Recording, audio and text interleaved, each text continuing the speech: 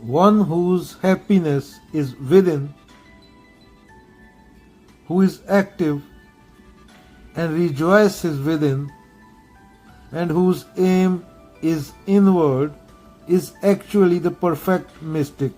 He is liberated, वो मुक्त पुरुष होता है, in the supreme, and ultimately he attains supreme, और वो एक हो जाता है लहर समाई समुद्र में.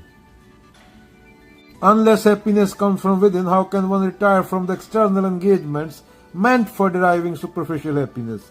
A liberated person enjoys happiness by factual experience. He can therefore sit silently at any place and enjoys the activities of life from within. जो तुम्हारा जॉय है, जो आनंद है, वो अंदरूनी चीज है, कोई बाहरली नहीं कि तूने औरत को टेडी बियर ला दिया, उसने तेरे को टोपा ला दिया, उससे कुछ मिल जाएगा, उससे नहीं. सुख दुख अंदरूनी बातें हैं दोनों. He can therefore sit silently at any place. Such a liberated person no longer desires external material happiness. State को क्या बोला जाता है? ब्रह्मभूत. Attaining which one is assured of going back to Godhead, back to home. Jiddu बोलते हैं I don't mind what happens. Jiddu को कोई पूछता था तुम्हारा सीक्रेट क्या है, जिड्डू बोलते हैं I don't mind what happens.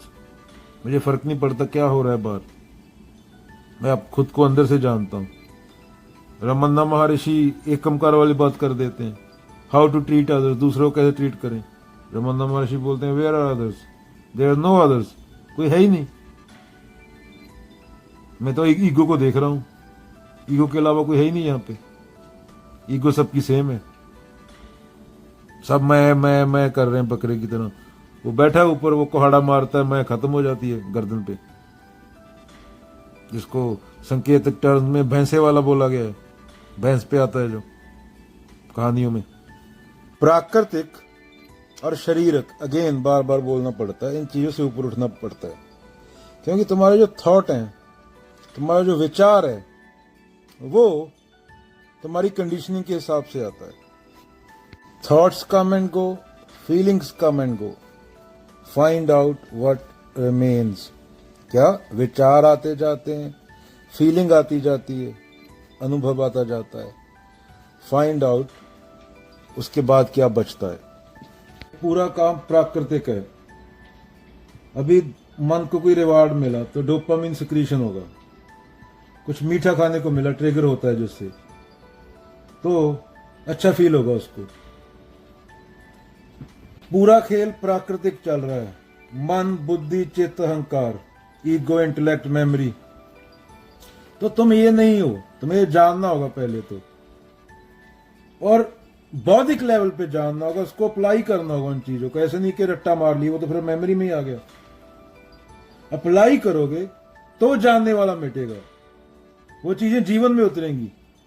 नहीं तो स्कॉलर बन जाता है बंदा, उसका दिमाग खराब हो जाता है पीएचडी करके, एग्जिस्टेंशियल क्राइसिस हो जाता है, उसको पता चलने लगता है जो हो रहा है गलत हो रहा है, पर वो कुछ करता नहीं, बैठा रहता है. तो ज्यादा बड़े बड़े राइटर हुए हैं, वो पागल होके पागल खाने पहुंचे हैं. जिन भी बड़े बड़े महान राइटरों की तुम किताबें पढ़ते हो, उनमें से 30-40% होंगे जो पागल हुए होंगे या सुसाइड कर लिया होगा, क्योंकि उनको बातें समझ आने लगती हैं, पर वो एक्शन नहीं ले पाते कोई. तो कृष्ण एक्शन की बात करते हैं कि इनसे ऊपर उठो, इनको जानो और वो अप्लाई भी करो. वैसा जीवन तुम्हें बोलना ना पड़े, तुम्हारे जीवन से वो दिखे कैसा जीवन जी रहे हो तुम लोग. अर्जुन युद्ध कर रहा था तो उसको बोलने की जरूरत नहीं थी ना, वो समझ गया था गीता. गंडीव उठाया था, युद्ध कर रहा था, वो धर्म युद्ध था वो. अगर वो युद्ध नहीं होता तो दुर्योधन और शकुनी जैसे लोगों का राज होता, जो आज है पूरी दुनिया में. क्योंकि हम सब अंदर से शकुनी हैं. दिखावा हम अर्जुन होने का करते हैं. अर्जुन होने के लिए बहुत बड़ी जगह सच चाहिए. अर्जुन माने नॉट बिलीविंग एनीथिंग, तार्किक.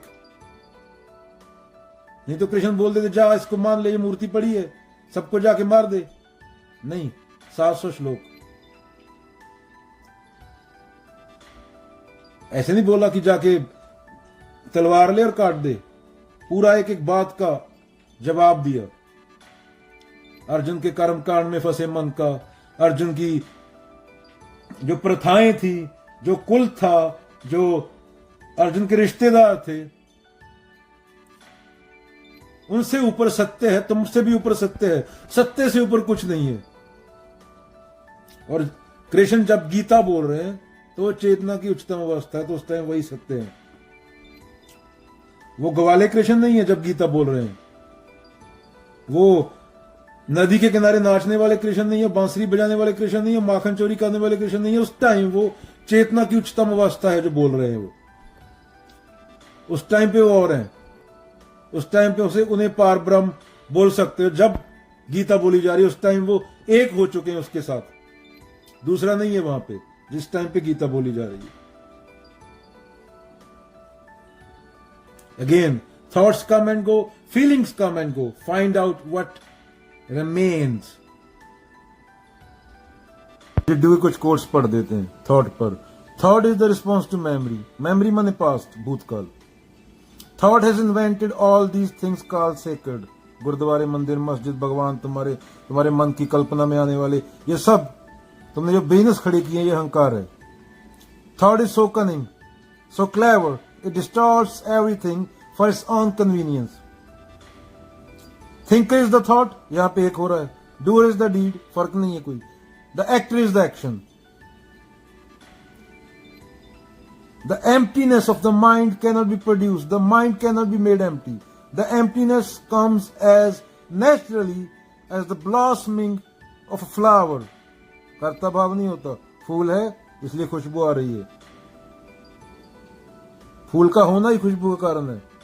फूल ये सोच के ही दे रहा कि मैं खुशबू छोड़ूंगा, इंसान को अच्छा लगेगा, मेरे को कोई रिवार्ड मिलेगा।